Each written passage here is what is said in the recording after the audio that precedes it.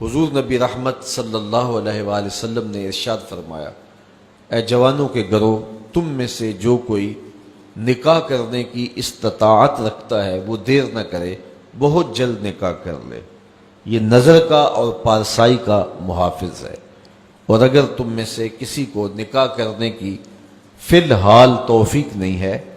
اس کی استطاعت مالیہ میسر نہیں ہے، تو پھر وہ کثرت کے ساتھ روزے رکھے، چونکہ روزے نفسانی خواہشات کو توڑتے ہیں، آرزوؤں کو ختم کرتے ہیں۔ تو بھوک جو ہے وہ خواہشات نفسانیہ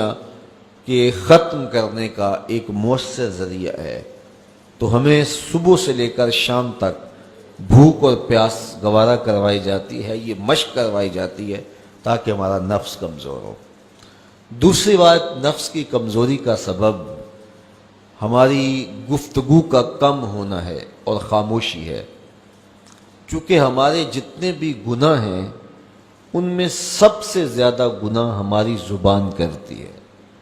ہمارے پاؤں بھی گناہ کرتے ہیں، برائی کی جگہ پہ چل کے جاتے ہیں، ہمارے ہاتھ بھی گناہ کر لیتے ہیں، کسی پہ ظلم جبر کرتے ہیں، ہمارے کان بھی گناہ کرتے ہیں کہ نغمے اور گیت سن لیتے ہیں، ہماری آنکھیں بھی گناہ کرتی ہیں کہ غیر محرم کو شہوات سے دیکھ لیتی ہیں، ہمارا دماغ اور سوچیں بھی بدکاری کر لیتی ہیں، ہمارے خیال بھی ناپاکیزہ ہو جاتے ہیں۔ لیکن سب سے زیادہ گناہ ہمارے بدن میں ہمارے جسم کا جو حصہ کرتا ہے وہ ہماری زبان ہے۔ ہاتھوں کے گناہ بھی محدود ہیں، کانوں کے گناہ بھی محدود ہیں، اسی طرح آنکھوں کے گناہ بھی ایک قسم پر مشتمل ہیں، لیکن جو زبان کے گناہ ہیں یہ کئی اقسام پر مشتمل ہیں۔ زبان جھوٹ بھی بولتی ہے، زبان غیبت بھی کرتی ہے، زبان بہتان بھی لگاتی ہے، زبان سب و شتم بھی کرتی ہے، گالی گلوچ بھی دیتی ہے، زبان جو ہے وہ تہمت بھی لگاتی ہے، اور زبان فضول گوئی بھی کرتی ہے۔ تو اس زبان کے بہت سارے فتنے ہیں، اس لیے اس زبان کو 32 دانتوں میں جکڑ کے رکھا گیا ہے، لیکن اس کے باوجود یہ بے قابو ہو جاتی ہے۔ ایک روایت میں آتا ہے جب صبح طلوع ہوتی ہے تو پورے اعضائے بدنیہ زبان کے آگے ہاتھ جوڑتے ہیں اور اس کو کہتے ہیں کہ تو جو ہے وہ خاموش رہنا، تیری وجہ سے پورا بدن فتنے کا شکار ہوتا ہے۔ تو زبان کے گناہ سب سے زیادہ ہے، اسی لیے میرے اور آپ کے آقا و مولا نے ارشاد فرمایا، تم جو دو جبڑوں کے درمیان یعنی تمہاری زبان اور دو ٹانگوں کے درمیان تمہاری پارسائی کی جگہ،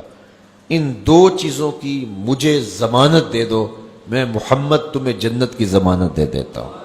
صلی اللہ علیہ وسلم۔ تو یہ زبان بہت زیادہ گناہ جو ہیں وہ انسان کی زبان کے ہیں، اس لیے روزے کے اندر ہمیں اپنی زبان کو کنٹرول کرنے کی تاکید بھی کی گئی ہے۔ یہ خوراک بچاؤ مہم نہیں ہے روزہ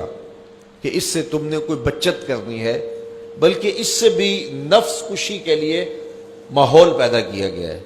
تو اگر پیٹ نے روزہ رکھا ہے تو زبان رکھتی نہیں ہے، تو پھر صرف پیٹ کا روزہ ہوا اور زبان کا روزہ ہی نہ ہوا، اور زیادہ گناہ جو ہیں وہ پیٹ کے نہیں ہیں، زیادہ گناہ زبان کے ہیں۔ اور اگر کوئی شخص حلال کردہ چیزیں رب کی وقتی بندش کی وجہ سے ان سے رک جاتا ہے، کھانا نہیں کھاتا، پانی نہیں پیتا، اعلیٰ انواع و اقسام کے فروٹ دستیاب ہے نہیں لیتا کہ میں نے روزہ رکھا ہوا ہے، لیکن جھوٹ بولتا ہے، غیبت کرتا ہے، بہتان تراشی کا بازار گرم ہے، نظریں بدکاری کر رہے ہیں، خیال بھٹک رہے ہیں، سوچے آوارہ ہیں، تو جن سے رمضان المبارک کے علاوہ بھی روکا گیا تھا تو ان سے وہ نہیں روکتا، تو اس کا پھر روزہ کیا ہوا؟ تو میرے اور آپ کے آقا و مولا نے فرمایا، جس نے جھوٹ نہ چھوڑا، جھوٹے کام نہ چھوڑے، اس کے بھوکا اور پیاسا رہنے کی اللہ کو کوئی ضرورت نہیں ہے۔ آپ نے ابھی تک ہمارا چینل سبسکرائب نہیں کیا تو ابھی سبسکرائب کریں اور بیل آئیکن کو کلک کر کے ہماری لیٹسٹ ویڈیوز کے بارے میں